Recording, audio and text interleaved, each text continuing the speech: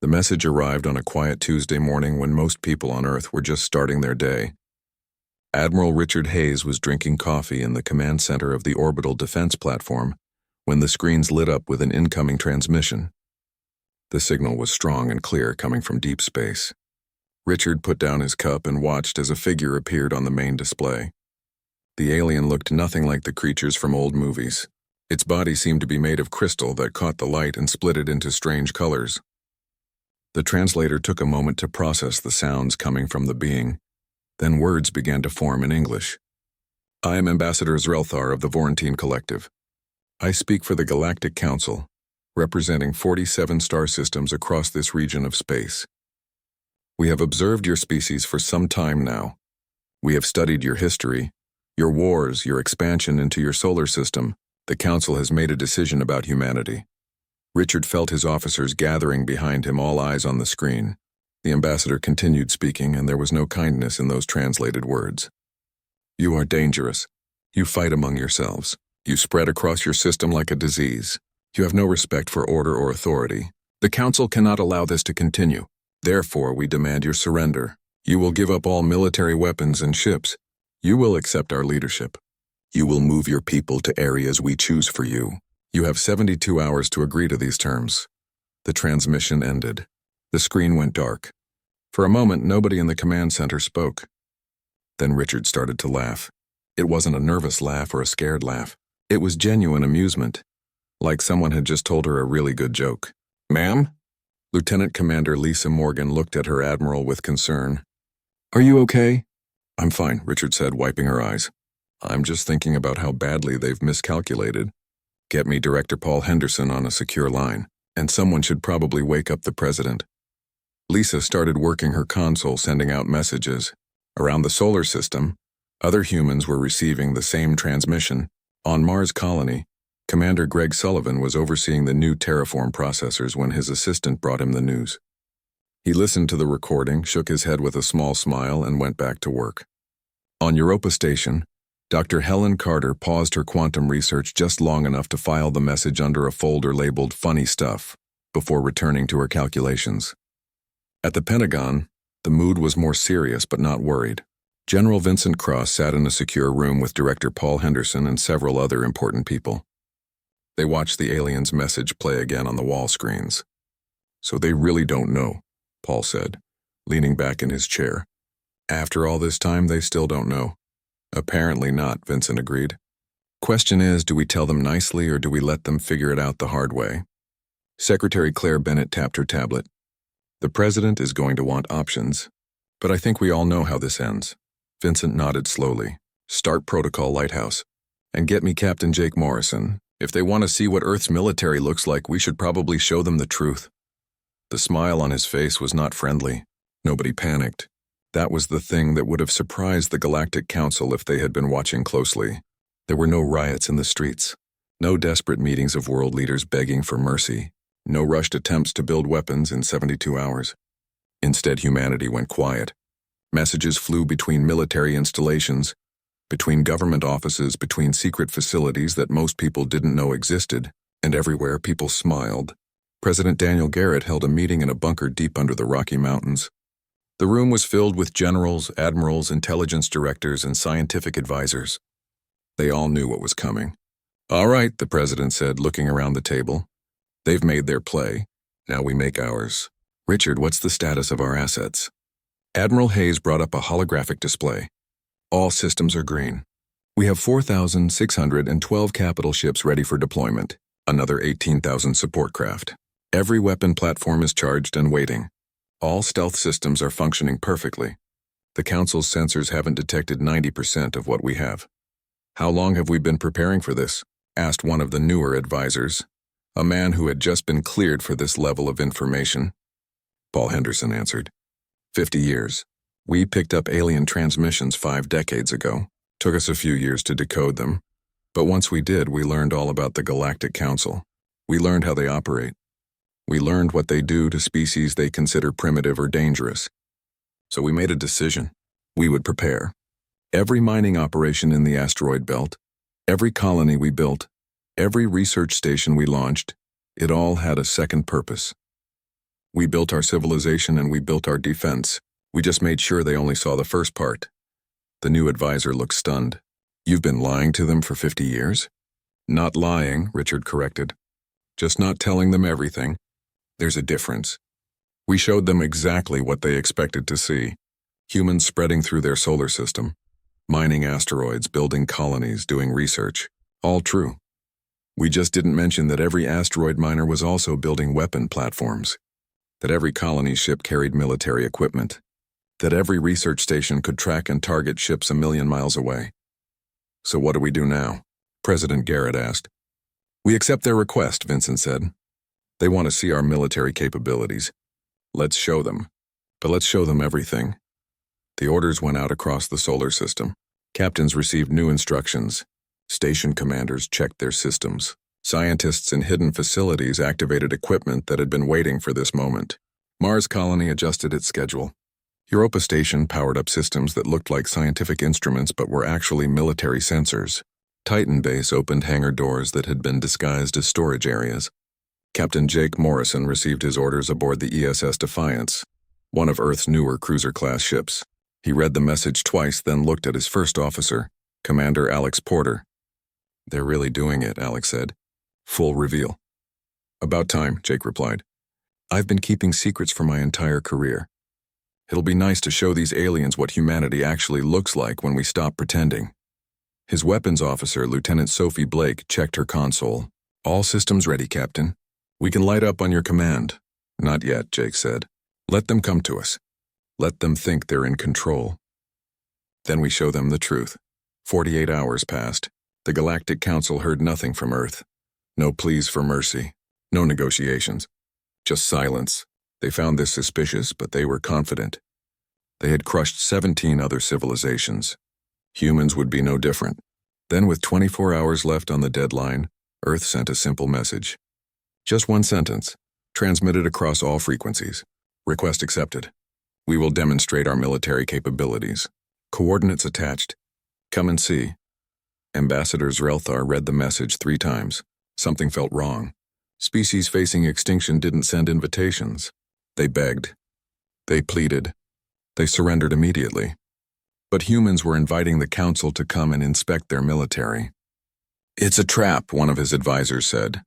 Of course it's a trap, Zrelthar replied. But what can they possibly do? We have 30 ships in the observation fleet. Each one could destroy a city. They have primitive vessels barely capable of crossing their own solar system. We'll go, we'll observe, and then we'll accept their surrender. The council fleet began moving toward the provided coordinates, near the orbit of Neptune. They flew in perfect formation, sensors active, weapons ready. They expected to see a few dozen human ships, maybe 100 at most. They expected fear. They expected surrender. What they got instead would change everything. Part 2, the council fleet arrived at the edge of the solar system exactly on schedule. 30 warships from different alien species came out of faster-than-light travel near Neptune's orbit. Each ship was massive, built to intimidate and destroy. Their hulls were covered with advanced armor that could survive attacks from most known weapons. Their guns could crack planets open. These were the ships that had conquered 17 civilizations. Captain Jake Morrison stood on the bridge of the ESS Defiance and watched them arrive. His ship looked small next to the council vessels, which was exactly the point. The Defiance was designed to look less dangerous than it really was. Humans had learned that looking weak could be an advantage. They're scanning us, Commander Alex Porter reported from his station. Deep scans. They're trying to learn everything about our ship. Hull thickness, power systems, weapons, crew size, everything. Let them look, Jake said calmly. They'll see what we want them to see. The main view screen lit up with the image of Ambassador Zrelthar. The alien's crystalline face reflected the light in strange patterns. His voice came through the translator with absolute confidence. Captain Morrison, we have arrived as you requested. We are here to observe your military capabilities before you surrender. You may begin your demonstration. Jake smiled. It was the same smile that Admiral Hayes had worn. The same smile that was spreading across human space. The smile that said, we know something you don't. Happy to demonstrate, Ambassador. But first I have a question. How many ships do you think we have? Zrelthar seemed confused by the question. Our intelligence has observed your system for many years. We have counted approximately 200 vessels of various sizes, primitive designs but adequate for moving around your solar system. Why do you ask? Just curious, Jake said. Computer execute protocol lighthouse. For a moment, nothing seemed to happen. Then space itself seemed to wake up. All across the solar system, things that had been invisible suddenly became visible. Ships appeared out of nowhere. Hundreds of them, then thousands. They materialized near Earth where the Council thought they had counted every vessel. They appeared around Mars, far more than any colony should need. They uncloaked in the asteroid belt, where mining ships had supposedly been working. They showed themselves near Jupiter, Saturn, Uranus, and Neptune. They appeared above the plane of the solar system and below it. They came from everywhere. Commander Alex Porter read the numbers out loud, his voice steady despite the magnitude of what was happening. 4,612 capital ships now visible. 18,000 support craft and fighters. All weapons are powered up. All systems are active. All ships are ready for combat. On the view screen, Ambassador Zrelthar's confident expression changed. His crystalline features shifted in what might have been shock or fear. "This is impossible," the ambassador said. "Our sensors showed empty space. How did you hide so many ships?" "We're good at hiding things," Jake replied. "We've had 50 years to practice. You see, Ambassador, we knew you were out there. We decoded your transmissions decades ago. We learned about the Galactic Council. We learned about all the species you've conquered, and we made a decision. We would prepare, but we would prepare quietly." All across the Council fleet, alarms started going off. Their sensors were going crazy, trying to recount the human ships, trying to understand how they had missed so many vessels. The tactical officers were sending urgent messages back to Council space. "Every asteroid we mined, we hollowed out and turned into a weapons platform," Jake continued. "Every colony we built military facilities underneath. Every research station was also a military base. We showed you miners and scientists. We didn't show you the soldiers and weapons. We built two civilizations at the same time. One you could see and one you couldn't." Director Paul Henderson's voice came through on a private channel from Earth. "Jake, their communication networks are going wild. They're panicking. They're trying to verify the ship count. Half of them don't believe it's real." "Then let's prove it's real," Jake said. "All human ships execute Formation Omega." What happened next was beautiful and terrifying at the same time. 4,612 capital ships began to move as one. They had practiced this formation hundreds of times in secret. Now they performed it perfectly. The human fleet shifted into a sphere around the Council's 30 ships. It was a perfect geometric formation, with the enemy fleet trapped in the center. Every human ship had its weapons pointed inward. Thousands of targeting systems locked onto the Council vessels. The message was clear. "You are surrounded and outgunned." Lieutenant Sophie Blake reported from the weapons station. "All ships report firing solutions locked. We have multiple redundant targeting on every Council vessel. If we fire, none of them will survive." Jake let that sink in for a moment. He wanted the Council to understand their situation fully. Then he opened the communication channel again. "Ambassador Zrelthar, humanity has considered your demand for surrender. We have discussed it thoroughly. We have evaluated all options, and we have reached a decision." He paused, letting the tension build. "We decline." The words hung in the air like a death sentence. "Furthermore," Jake continued, "we have our own demand. You have 72 hours to leave our solar system. All Council ships must be beyond the orbit of Pluto within 3 days. If you are still here after that time, we will consider your presence an act of war. We will defend our home with every weapon we have. And as you can now see, we have a lot of weapons." On the Council flagship, chaos erupted. Officers were shouting. Sensors were still trying to count human ships. Tactical computers were calculating combat odds and returning impossible numbers. They were outnumbered more than 100 to 1. "You cannot do this," Zrelthar said, but his voice had lost its authority. "The Council will not accept this defiance. We will return with our full military force." "You're welcome to try," Jake said calmly. "But before you do, you should think carefully. You're seeing 4,000 ships right now. How do you know that's all we have? How do you know we're not hiding even more? After all, we hid these from you for 50 years. What else might we be hiding?" That question seemed to shake the ambassador even more than the ships had. "We gave you a chance to leave peacefully," Jake continued. "We don't want war. We just want to be left alone. But if you force us to fight, we will fight, and we will win. Your 30 ships are proof of that. You came here to intimidate us. Instead, you're surrounded and outgunned. Think about what that means. Think about what happens if you come back with 1,000 ships and we have 10,000 waiting, or 100,000. Can you really afford to find out? The transmission ended. The human fleet held its formation. Thousands of ships in perfect order, weapons ready. The Council fleet was trapped in the center, surrounded by an enemy they had completely underestimated. It took the Council commanders 30 minutes to make a decision. They knew they couldn't fight. They knew they couldn't win. So they did the only thing they could do. They ran. The Council ships broke formation and began retreating. They moved as fast as their engines could push them, heading for the edge of the solar system. The human fleet didn't follow. They just maintained their positions watching the enemy flee. Should we pursue? Alex asked. No, Jake said. Let them go. Let them report back to the Council. Let them tell everyone what they saw here. Fear spreads faster than warships. On Earth, in the command center on Luna Base, Admiral Richard Hayes watched the Council fleet retreat. Around her, officers were celebrating. But Richard remained calm. Status report, she ordered. Lisa Morgan checked her displays. All Council ships are heading out of the system. Estimate they'll be beyond Pluto in 18 hours. No signs of weapons deployment. They're just running. Good, Richard said. Now comes the hard part. What hard part? Lisa asked. We won. We won the first round, Richard corrected. But the Council won't accept this. They'll go back, they'll gather more ships, and they'll come back angry. This was just the opening move. The real war hasn't started yet. She pulled up long-range sensor data. Paul, what are we seeing from Council space? Director Paul Henderson's image appeared on a screen. Fleet movements. Lots of them. They're pulling ships from defensive positions. They're mobilizing. Best estimate is they'll come back with 5,000 ships, maybe more. How long do we have? Richard asked. A week, maybe 10 days. Richard nodded slowly. Then we have a week to get ready. Activate all remaining assets. Bring every ship online. Power up every weapon platform. And someone get me the president. We need to authorize the next phase. What next phase? Lisa asked. Richard smiled again, but this time there was something darker in it. We showed them our navy.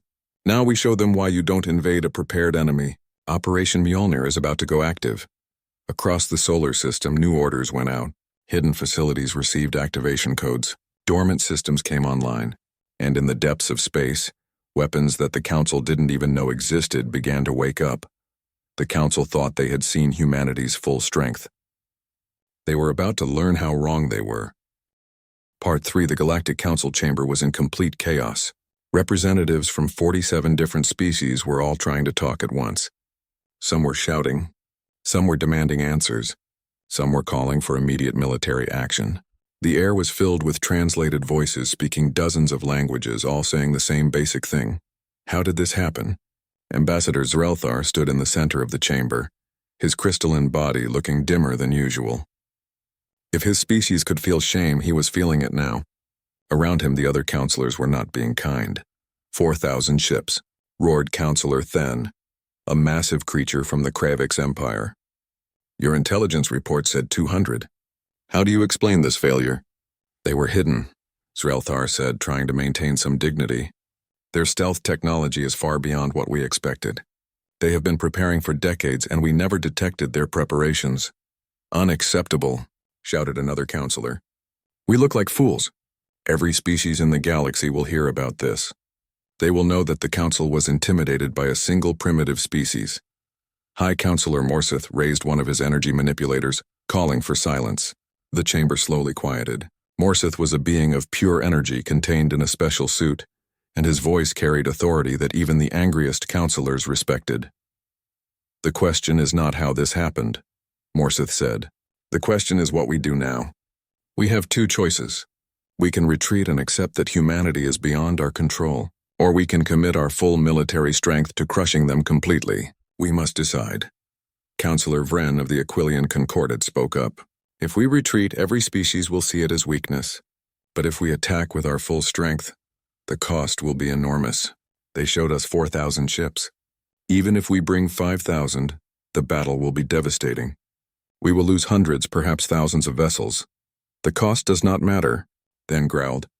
We cannot allow this precedent. If humans can defy us, others will try the same. We must make an example. We must show the galaxy what happens when someone refuses the Council's authority. The debate went on for hours. Some counselors argued for caution. They pointed out that humanity had not actually attacked anyone. They had only defended their territory. Maybe it was better to leave them alone and focus on species that were actually causing problems. But the majority wanted revenge. They wanted to punish humanity for the embarrassment. They wanted to prove that the Council was still the most powerful force in the galaxy. Pride won over wisdom. The vote was taken. The Council would mobilize its full military force. They would send 5,000 warships, the largest fleet ever assembled. They would crush humanity and make an example that would be remembered for centuries. Back on Earth, preparations were moving at maximum speed. Admiral Richard Hayes stood in a secure bunker deep under the Rocky Mountains, meeting with the President and the military leadership. "Our intelligence confirms it," Director Paul Henderson said, showing holographic displays of Council fleet movements. "They're gathering everything they have. 5,000 warships, possibly more. They're stripping defensive fleets from a dozen systems. They're angry, and they're coming in force." President Daniel Garrett studied the displays carefully. He had been a fighter pilot in his younger days, so he understood military tactics. "Can we win?" General Vincent Cross answered honestly. "Depends on how you define winning, sir. Can we defeat 5,000 ships? Yes. Can we do it without taking casualties? Probably not. Can we make them regret ever threatening Earth? Absolutely. What kind of weapons are they bringing?" asked Secretary of Defense Nathan Price. "Everything they have," Paul replied. "Quantum disruptors that can tear apart molecules. Singularity warheads that create miniature black holes. Nova cannons that fire concentrated stellar plasma. Energy weapons that can burn through most known materials. These are serious weapons, sir. Our shields will hold against most of it, but the firepower is real.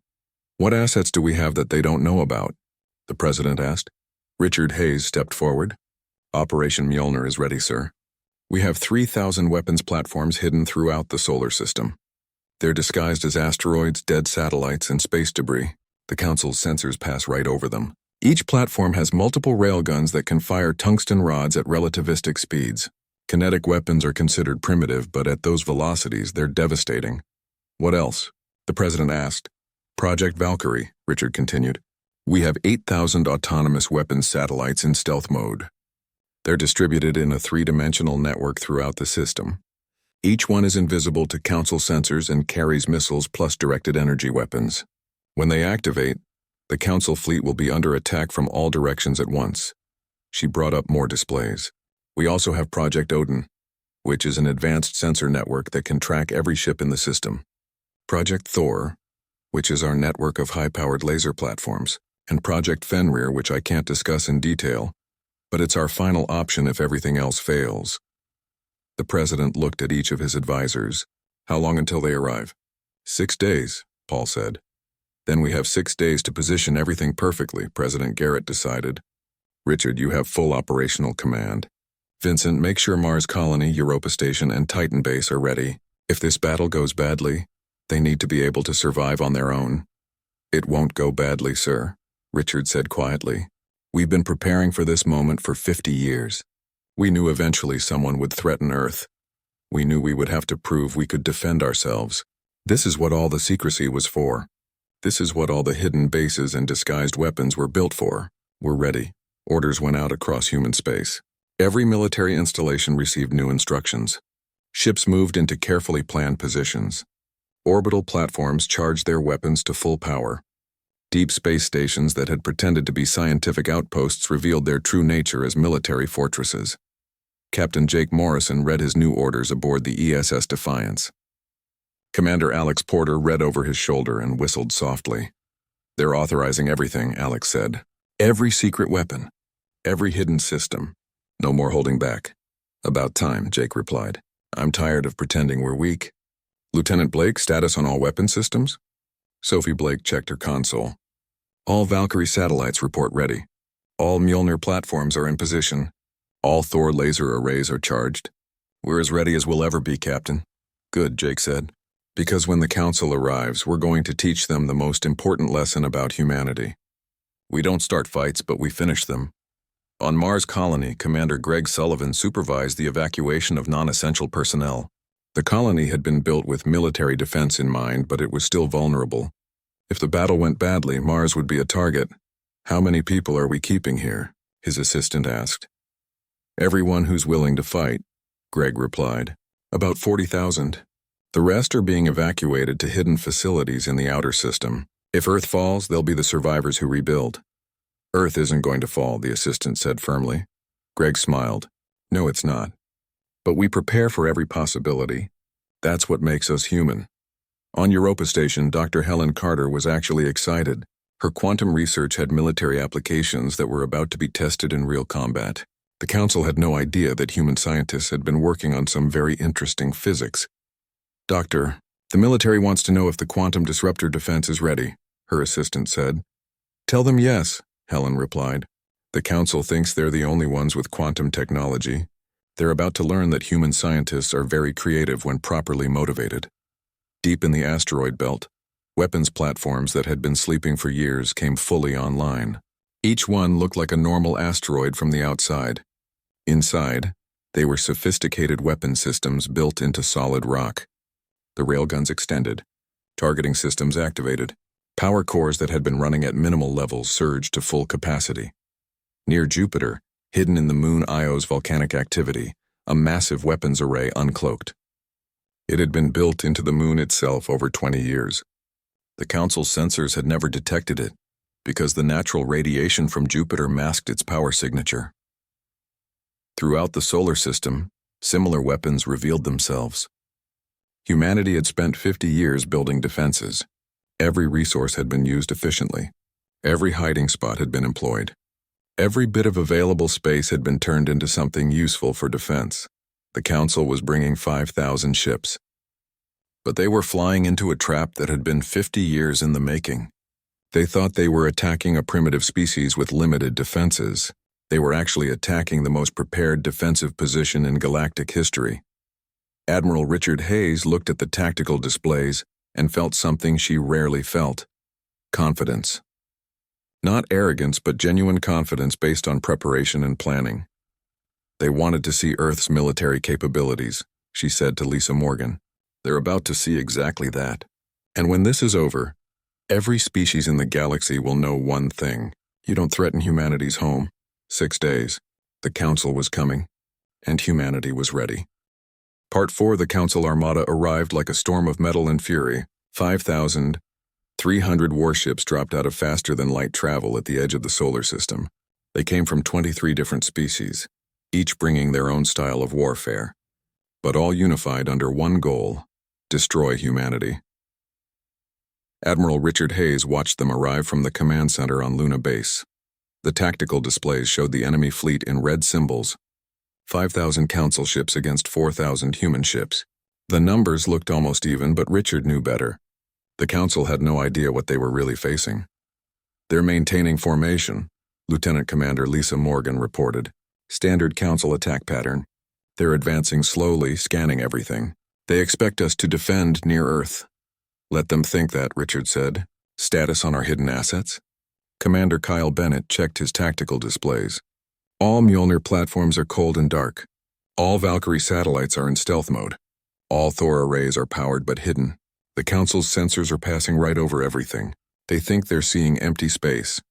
The Council flagship moved at the front of the formation. Ambassador Zrelthar's face appeared on the view screen. He looked different now, harder, angrier. "Humans of Earth, you had your chance to surrender peacefully. You chose defiance. Now you will face the full might of the Galactic Council. This is your final opportunity. Stand down your forces or be destroyed." Richard looked at the camera. Her smile was cold and sharp. "Ambassador, you've made several mistakes in dealing with humanity. Your first mistake was thinking we were primitive.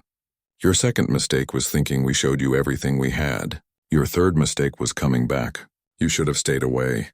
She gave a simple command: "All forces engage." Operation Mjolnir is now active. The human fleet didn't charge forward like the Council expected. Instead, they scattered in a coordinated retreat, pulling back toward the inner solar system. It looked like a retreat. It looked like fear. The Council fleet pursued eagerly, thinking they had already won. They were wrong. Throughout the outer solar system, objects that looked like asteroids suddenly came alive. The Mjolnir platforms had been hidden in plain sight for decades, built into real asteroids, disguised as mining operations, positioned with careful planning. Now they revealed their true purpose. 3,000 railgun platforms fired at once. Tungsten rods, each one the size of a bus, accelerated to nearly the speed of light. They covered the distance to the Council fleet in seconds. When they hit, the results were devastating. The Council's shields were designed to stop energy weapons. Lasers, plasma, particle beams, all of it could be deflected or absorbed. But solid matter moving at relativistic speeds was different. The kinetic energy was so massive that shields meant nothing. The tungsten rods punched through shields like they weren't there. They tore through hulls. They shattered ships. In the first salvo, 300 Council ships simply ceased to exist. They were there one moment, then they were debris and expanding clouds of gas. Direct hits on 297 targets, Kyle reported. Another 100 ships have critical damage. They're breaking formation. On the Council flagship, alarm screamed. Tactical officers were shouting. Sensors were trying to locate the weapons platforms that had just appeared from nowhere. The perfect formation dissolved into chaos. Where did those weapons come from? Srelthar demanded. Unknown, his tactical officer replied. The sensors showed empty space. Now they're showing thousands of weapons platforms. They were hiding in the asteroids. They've been there the whole time. Return fire, Srelthar ordered. Destroy those platforms. But before the Council could respond, the second surprise hit them. Admiral Hayes gave another command. Activate Valkyrie. 8,000 points in space that had appeared completely empty suddenly weren't. The Valkyrie satellites came online all at once. They had been floating dark and silent, powered down to almost nothing, invisible to every sensor the Council had. Now they woke up. Missiles streaked out from all directions. Energy beams lanced through space. The Council fleet found itself under attack from everywhere at once. Above them, below them, on all sides. Weapons appeared from positions the sensors insisted were empty. Ships exploded. Some collided with each other, trying to evade attacks they couldn't predict. Some fired wildly into empty space, hitting nothing. Some tried to retreat and ran into attacks from new directions. They're everywhere, a Council captain screamed over the communication network. We can't track them. We can't target them. Captain Jake Morrison led his strike group into the chaos. 200 human ships attacked the Council's left flank, focusing on their carrier ships. The carriers held the Council's fighter craft, and Jake wanted them destroyed before those fighters could launch. Alpha Group, target the carriers, Jake ordered. Beta Group, take out their command ships. Charlie Group, intercept any fighters that get through. Keep the pressure on them. The ESS Defiance shook as a Council destroyer scored a hit, but the shields held. Human ships were built tough, with armor refined in the high-pressure environments of Jupiter's moons. Material science had been a quiet priority for decades. Return fire, Jake commanded. All batteries full power. The Defiance's main particle cannon fired, a beam of accelerated particles hot enough to melt through almost anything. It burned through the destroyer's shields and hull. The enemy ship went dark and began drifting. All across the battlefield, human ships were proving their worth. The Council had better individual technology in some areas, but humans had advantages the Council hadn't expected. Every human captain knew this solar system perfectly. They knew every orbit, every gravitational well, every hiding spot. They used that knowledge ruthlessly. Commander Alex Porter pulled up tactical data. Council fleet is down to 4,800 ships. They're trying to reform their lines, but our attacks keep disrupting them.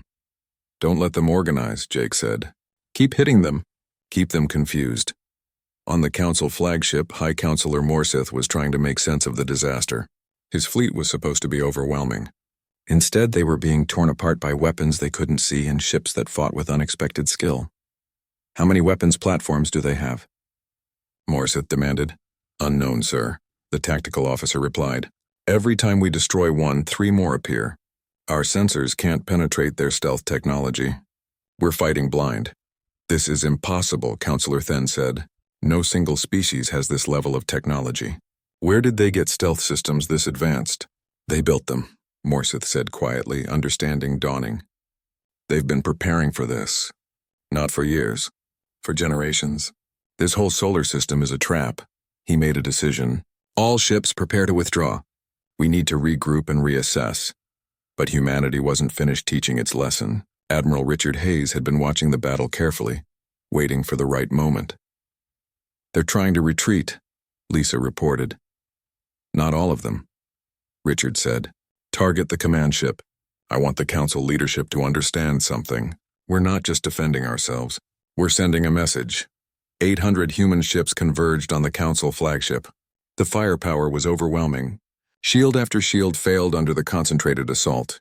Hull breaches appeared. Systems went offline. Then a new voice came over the communication channel. President Daniel Garrett's face appeared on every screen. Human and Council alike. Council fleet, this is President Garrett of Earth. You came here to force us to surrender. You came here to demonstrate your power. Instead, you've learned what happens when you threaten humanity's home. We are going to let most of your ships leave. You will go back to your council and tell them what you saw here. Tell them that Earth is not available for conquest.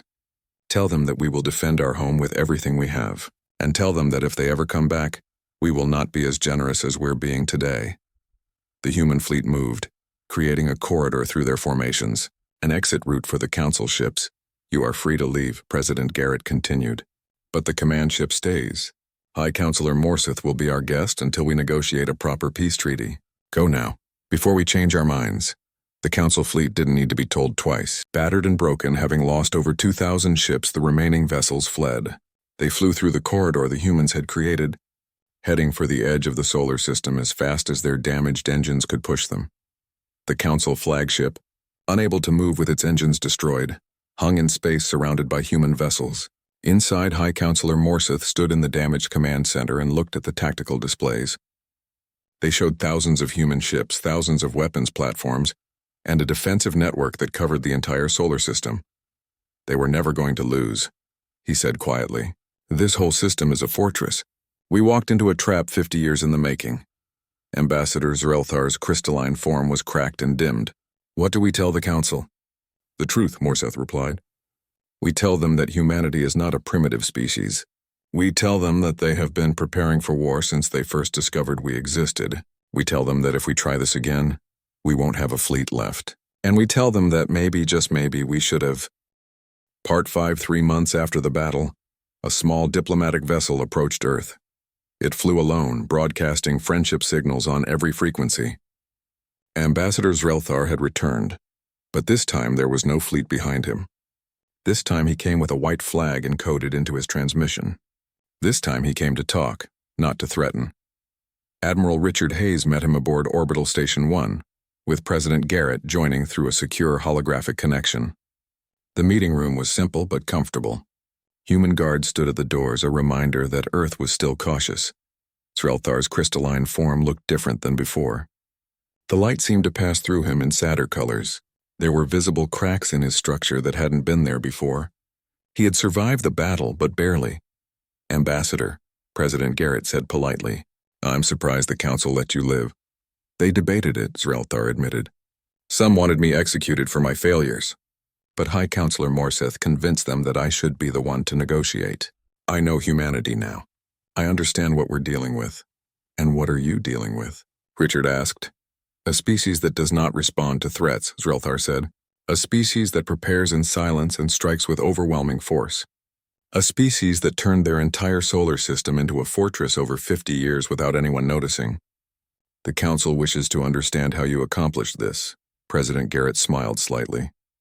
You want us to tell you our secrets? That's bold. I'm asking so we can prevent future conflict, Zrelthar explained. The Council needs to understand humanity properly. We made assumptions.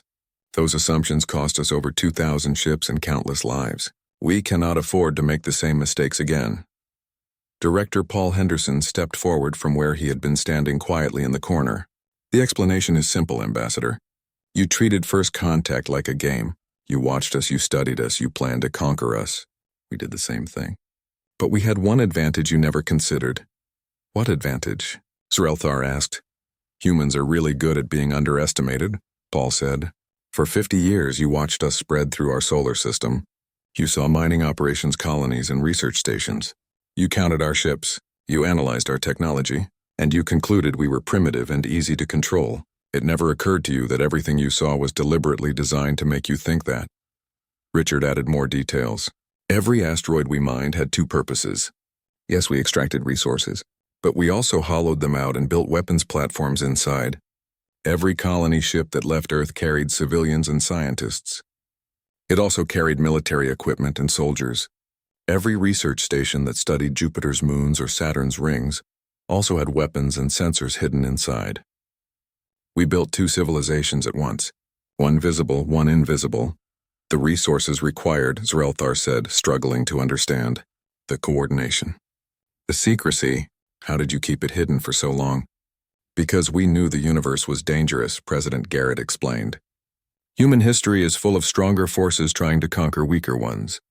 We learned that lesson thousands of years ago on our own planet. When we first detected alien transmissions 50 years ago, we didn't celebrate. We prepared. We decoded your languages. We learned about the Galactic Council. We studied your history, and we learned that you conquer species you consider primitive or dangerous. So we made sure you would see us as primitive until we were ready to show you the truth. The room was quiet for a moment. Zrelthar seemed to be processing this information, his crystalline form shifting colors as he thought. The Council wishes to propose a treaty, he finally said. Mutual recognition of sovereignty, established borders, trade agreements, a formal peace between humanity and the Council. We're listening, President Garrett said. The negotiations took 6 weeks. Teams of diplomats, lawyers, military officers, and scientists from both sides worked through every detail. There were arguments. There were disagreements. But slowly a framework emerged. Earth would be recognized as a sovereign power with full rights. The Council would establish formal diplomatic relations but would have no authority over human territory. In exchange, humanity would share certain non-military technologies and would agree not to expand beyond the solar system for 50 years. Both sides would establish embassies. Both sides would work to prevent conflicts. High Counselor Morseth, who had been held as a guest on Earth during the negotiations, was treated well. Humans showed him their cities, their cultures, their achievements.